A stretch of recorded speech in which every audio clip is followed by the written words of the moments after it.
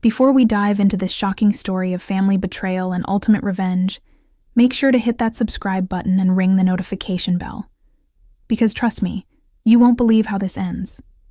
And if this story resonates with you, smash that like button and share it with someone who needs to hear this. What would you do if your own child turned against you and threw you out of the house you worked your entire life to build? I'm Margaret Thompson, 67 years old, and I never thought I'd be telling this story. For 43 years, I called the same house in suburban Minneapolis my home. I raised my daughter Sarah there, watched her take her first steps on those hardwood floors, celebrated every birthday in that living room. But sometimes, the people closest to us can become our worst enemies. And sometimes, when you're pushed too far, you have to push back harder than they ever expected.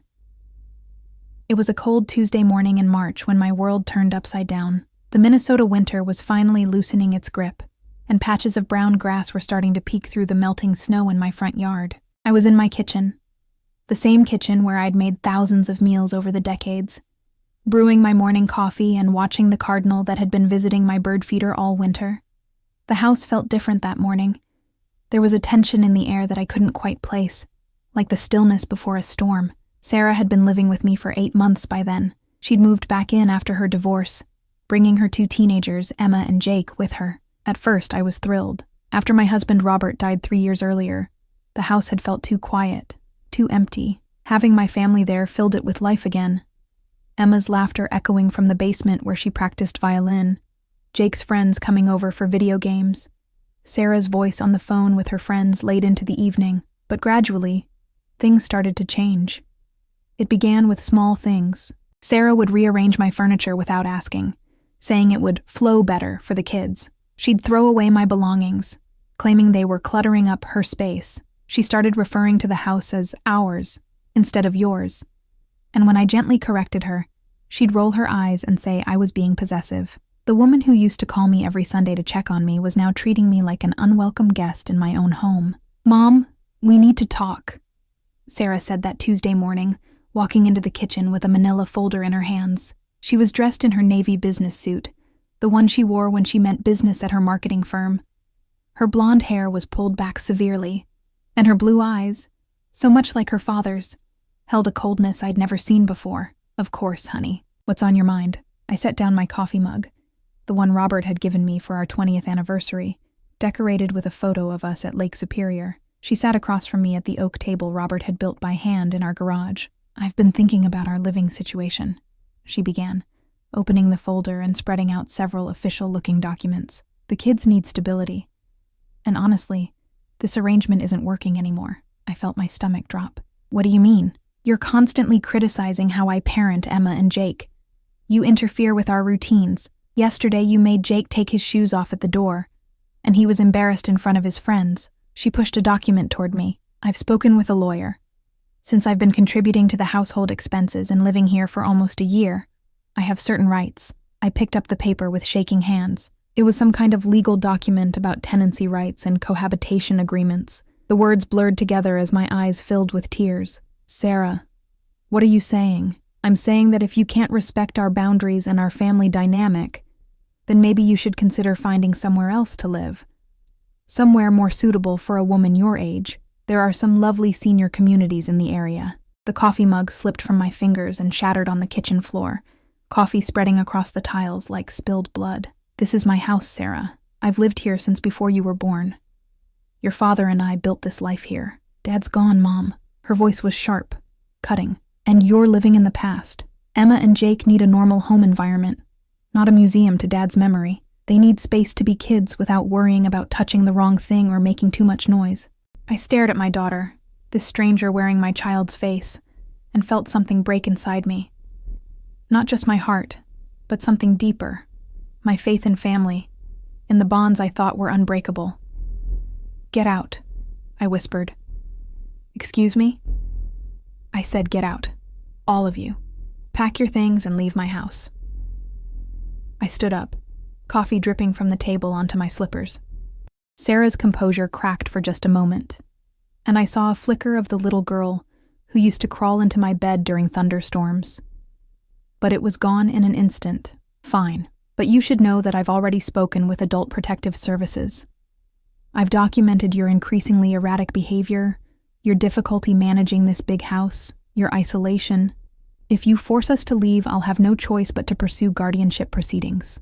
The words hit me like a physical blow. "You wouldn't. Try me." She gathered up her papers and stood. "I'll give you 24 hours to reconsider. Think carefully, Mom. Do you really want to spend your golden years fighting your own daughter in court?" That night, after Sarah and the kids had gone to bed, I sat in Robert's old recliner in the living room, surrounded by 43 years of memories. The photos on the mantelpiece seemed to mock me. Sarah's school pictures, her wedding day, the grandchildren I'd thought would fill this house with joy for years to come. The grandfather clock Robert had inherited from his mother chimed midnight, and I made my decision. I called my lawyer first thing Wednesday morning. "Patricia, it's Margaret Thompson. I need to see you today. It's urgent." Patricia Martinez had been handling our family's legal affairs for over 20 years. She'd drawn up our wills, handled Robert's estate, helped us navigate the complicated process of setting up the trust fund for the grandchildren's education. She was more than our lawyer. She was a friend who understood the history behind every document she'd prepared. "Margaret, you sound upset. What's going on?" Her voice was warm with genuine concern. "My daughter is trying to take my house away from me. She's threatening guardianship proceedings if I don't let her live here rent-free and essentially take over my life."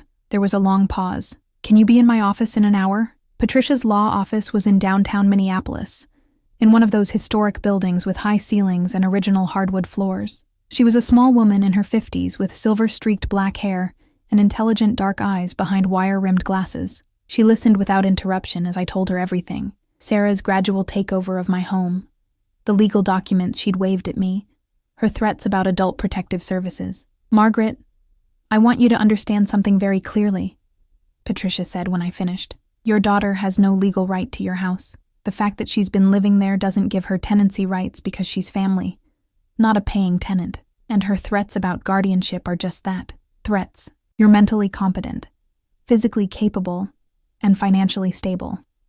No court would remove your autonomy based on what you've described." I felt some of the tension leave my shoulders. "So what can I do?" "Well, you can evict her just like any other unwanted house guest. But Margaret, I have to ask, is that really what you want? She's your daughter, your only child." I thought about Sarah's cold eyes, her casual cruelty, the way she'd dismissed 43 years of my life as a museum to Dad's memory. She stopped being my daughter the moment she tried to steal my home from me. Patricia leaned back in her chair. "There is another option.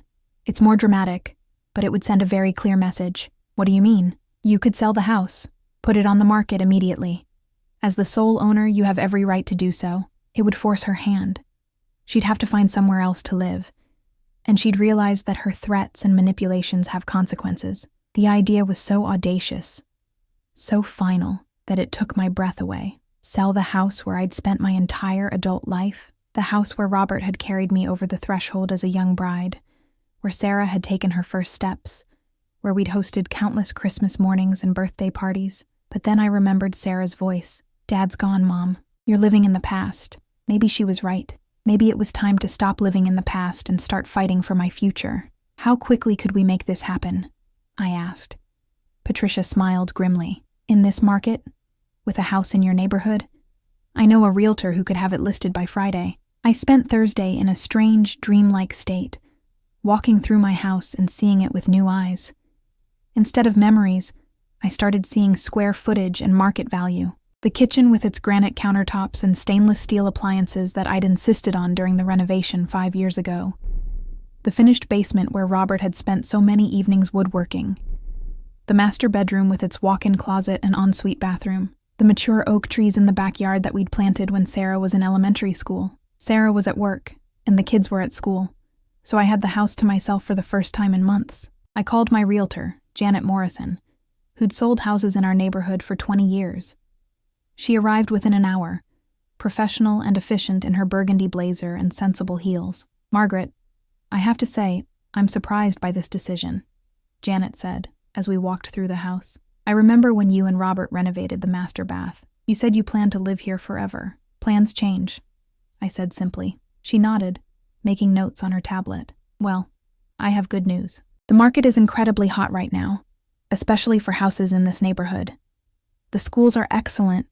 The location is convenient to downtown, and your house has been beautifully maintained. I think we could list it for $485,000 and potentially get asking price or higher. My heart pounded. Robert and I had bought the house for $67,000 in 1981. Even accounting for all the renovations and improvements over the years, this would leave me with more than enough money to start fresh anywhere I wanted. How soon could we close? I asked. If we get the right buyer, someone with pre-approved financing, maybe paying cash, we could close in 3 weeks. Let's do it. Sarah came home that evening in a better mood than she'd been in days. She'd probably convinced herself that I'd seen reason, that I'd accepted my new role as a guest in what used to be my own home. She made dinner, chicken stir-fry with vegetables, and we ate together at the kitchen table like a normal family. "Mom, I'm glad you're being more reasonable about our situation," she said, passing me the soy sauce. "I know the transition has been hard, but this arrangement really is better for everyone." I nodded and smiled. "You know, you're absolutely right, dear. Change can be good." Emma and Jake chattered about their day at school. Emma had auditioned for first chair violin in the school orchestra. Jake had scored 2 goals in soccer practice. Looking at them, I felt a pang of regret. They were good kids, and none of this was their fault. But I couldn't let Sarah use them as weapons against me. "Grandma, are you okay?" Emma asked, noticing my quiet mood. "You seem different today." "I'm fine, sweetheart. Just thinking about the future." Friday morning arrived gray and drizzly.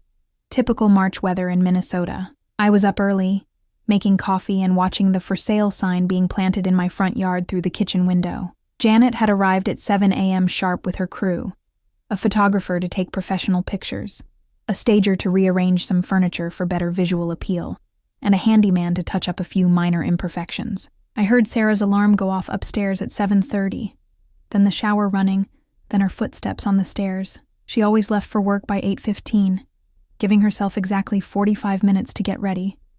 She was nothing if not efficient. "Morning, Mom," she called from the hallway, grabbing her purse and car keys. "I'll be home around 6. Can you—" She stopped mid-sentence. Through the front window, she could see the real estate sign and Janet's car in the driveway. What the hell is going on? Sarah dropped her purse and yanked open the front door, marching out to confront Janet, who was directing the photographer's shots of the front elevation. I followed her outside, my heart hammering in my chest. This was it. The point of no return. "Excuse me, there's been some mistake," Sarah told Janet, her voice tight with controlled fury. "This house is not for sale." Janet looked confused, glancing between Sarah and me. "I'm sorry. Are you Margaret Thompson? Because Mrs. Thompson hired me to list this property yesterday." Sarah turned to me, her face white with shock and rage. "Mom, what have you done?" "I've decided to sell my house," I said calmly. "As you pointed out, I'm living in the past. It's time for a change. You can't do this. We live here. Emma and Jake are settled in their schools. They have friends. Then you should have thought of that before you tried to steal my home from me." The photographer had stopped taking pictures, clearly uncomfortable with the family drama unfolding on the front lawn. Janet stepped forward diplomatically. "Perhaps we should discuss this inside," she suggested. "There's nothing to discuss," I said firmly. "The house is listed. I expect it to sell quickly in this market." Sarah grabbed my arm, her fingernails digging into my skin. "Mom, please. I was upset the other day. I said things I didn't mean. We can work this out." For a moment, looking into her eyes, I saw my little girl again.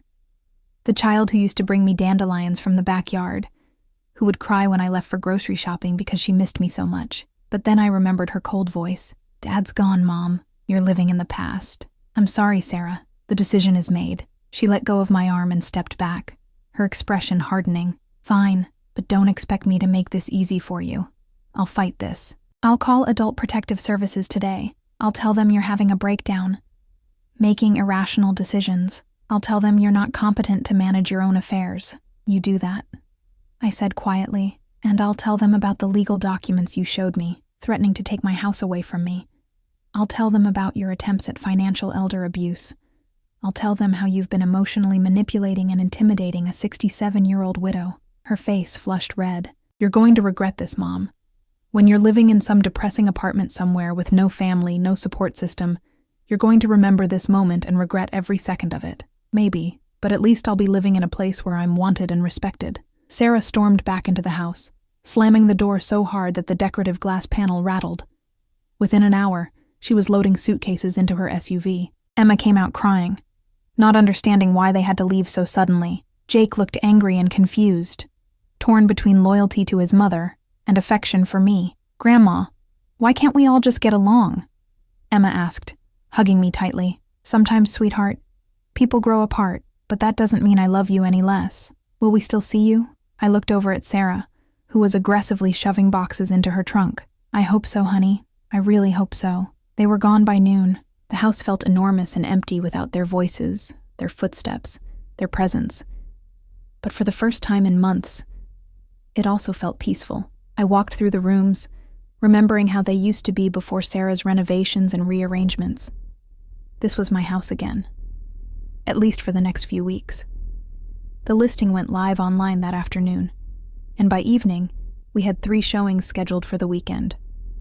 Janet called me Friday night, barely able to contain her excitement. "Margaret, I've never seen anything like this. We've had 12 inquiries since this afternoon. I think we might have a bidding war on our hands." By Sunday night, we had 4 offers, 3 of them above asking price. The highest offer came from a young couple with twin toddlers who fell in love with the big backyard and the finished basement. They offered $510,000 cash, with a closing date 3 weeks away. "Are you sure about this, Margaret?" Janet asked as I signed the acceptance papers. "This is happening very fast. Once we accept this offer, there's no going back." I thought about Robert, about all the dreams we'd built in that house, but I also thought about the last few months, about feeling like a stranger in my own home, about Sarah's casual cruelty and her threats to take away my independence. "I'm sure," I said, and signed my name with a steady hand. The next 3 weeks passed in a blur of packing, sorting, and preparing for my new life. I donated most of the furniture. It was too big for the downtown condo I'd decided to rent. I kept the important things: Robert's photographs, my mother's china, the handmade quilt his grandmother had given us as a wedding present. The rest was just stuff, and stuff could be replaced. Sarah called twice during those 3 weeks, both times demanding that I reconsider, that I think about the children, that I remember our family history. Both times, I listened patiently and then said the same thing. "The house closes next Friday. If you want to talk after that, about building a healthier relationship based on mutual respect, I'm open to it. But the house is sold." The closing was scheduled for 10 a.m. on a Friday morning in late April. Spring had finally arrived in Minnesota. The trees were budding, the grass was green, and the air smelled like new beginnings. I signed what felt like 100 documents, shook hands with the young couple who would be raising their children in my former home, and walked out of the title company's office with a certified check for $487,000 after all fees and commissions. I drove past the house one last time. There was a moving truck in the driveway, and I could see the new owners directing movers with boxes and furniture. The little girl was playing in the backyard with a golden retriever puppy, her laughter carrying on the spring breeze. It was exactly as it should be, a home filled with young life and joy and possibility. My phone rang as I sat in my car at the end of the block. Sarah's name appeared on the screen, and for a moment I hesitated. Then I answered. "Mom, I heard the house closed today," she said. Her voice was different, smaller, less certain. "Yes, it did. I've been thinking about what happened, about the things I said. Maybe I was wrong about some things. It wasn't quite an apology, but it was closer than I'd expected. Thank you for saying that. Where are you going to live now?" "I've rented a condo downtown. 2 bedrooms, so there's space for Emma and Jake to visit if they want to." There was a long silence. "Mom, I know I hurt you. I know I said things that were cruel, but you're still my mother and I miss you." I closed my eyes, feeling tears I hadn't expected. "I miss you too, sweetheart, but I need you to understand something. I may be your mother, but I'm also a person with my own rights and dignity. You can't treat me like an inconvenience in my own life. I know. I'm sorry. Really, truly sorry. Then let's start over, slowly, with respect for each other. I'd like that." As I drove toward my new life, I thought about the lessons I'd learned. Sometimes love means setting boundaries. Sometimes family requires tough choices, and sometimes the people who are supposed to protect us are the ones we need protection from. But I also thought about second chances, about the possibility of rebuilding broken relationships on stronger foundations. Sarah was still my daughter, and Emma and Jake were still my grandchildren. The house was gone, but family, real family, built on mutual respect and love, could be rebuilt anywhere. My new condo was in a converted warehouse building in downtown Minneapolis, with exposed brick walls and large windows overlooking the Mississippi River. It was nothing like the suburban house where I'd spent most of my adult life, but it was mine. Completely, unequivocally mine. As I unpacked my belongings in my new home, I found the photo album from Sarah's childhood. Page after page of birthday parties, Christmas mornings, family vacations, and ordinary moments that had seemed so insignificant at the time, but now felt precious beyond measure. There was Sarah at age 5, gap-toothed and grinning, holding up a crayon drawing she'd made of our family. There she was at 16, rolling her eyes at the camera but unable to hide her smile. There she was on her wedding day, radiant in her white dress, holding my hand as we walked down the aisle together. The woman who had tried to steal my house was my daughter, but she wasn't the whole story of who Sarah was. People make mistakes, sometimes terrible ones, but that doesn't erase everything else they've been. 6 months later, Sarah and I met for lunch at a restaurant near my new condo. She looked different, humbler, more thoughtful. The arrogance that had characterized her behavior during those awful final months in the house was gone. "How are you settling in?" she asked, glancing around the bustling downtown restaurant. "I love it," I said honestly. "I can walk to the theater, to the art museum, to the farmer's market. I've joined a book club and a hiking group. I'm busier now than I was when I was working full-time." She smiled, but there was sadness in it.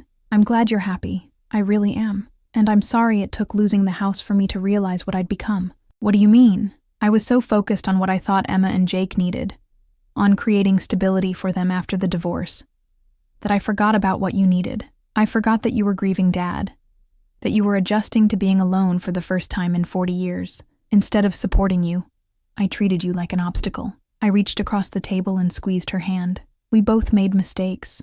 I could have communicated better, been clearer about my boundaries from the beginning. No, Mom. You welcomed us into your home when we needed it most, and I repaid your generosity by trying to take that home away from you. There's no excuse for that." We sat in comfortable silence for a moment, watching the city bustle around us through the restaurant's large windows. "The kids ask about you all the time," Sarah said finally. "Emma especially. She wants to know when she can see your new place. Any time. Both of them are always welcome. You all are, as long as we treat each other with respect." "I'd like that. A fresh start, I agreed. That evening, as I sat on my condo's small balcony watching the sun set over the Minneapolis skyline, I reflected on the journey that had brought me here. Selling the house had been the hardest decision I'd ever made, but it had also been the most liberating. I'd learned that home isn't a building or an address. It's anywhere you're valued and respected for who you are. I'd also learned that sometimes the people we love most are capable of hurting us most deeply. But that doesn't mean the love disappears. It just means we have to love more carefully, with better boundaries and clearer expectations. Sarah and I still have work to do. Trust, once broken, takes time to rebuild, but we're both committed to the process now, and that makes all the difference. Emma and Jake visit me every other weekend, and we're building new memories in my new space. They love the downtown energy, the river views, the novelty of having a grandmother who lives in a cool city apartment instead of a suburban house. And sometimes, when I'm feeling nostalgic, I drive past the old house. The young family who bought it has made it their own. There's a swing set in the backyard now, flower boxes on the front porch, a basketball hoop in the driveway. It's exactly what Robert and I always hoped for that house, a place where children could grow up surrounded by love and laughter. The house was never really mine to keep forever. It was mine to nurture and protect until it was time to pass it on to the next family who would fill it with their own dreams and memories. In the end, selling it wasn't a loss. It was a completion of the circle of life that Robert and I had started there 43 years ago. And that's my story. How my daughter kicked me out of my own house, and how I sold it behind her back. But more than that, it's a story about standing up for yourself, about the difference between a house and a home, and about the possibility of second chances. If this story touched you, or if you have your own experiences with difficult family situations, let me know in the comments below. Don't forget to like this video if it resonated with you, subscribe for more real-life stories, and share it with someone who might need to hear this message. Remember, You're never too old to start over, and you're never too old to demand the respect you deserve.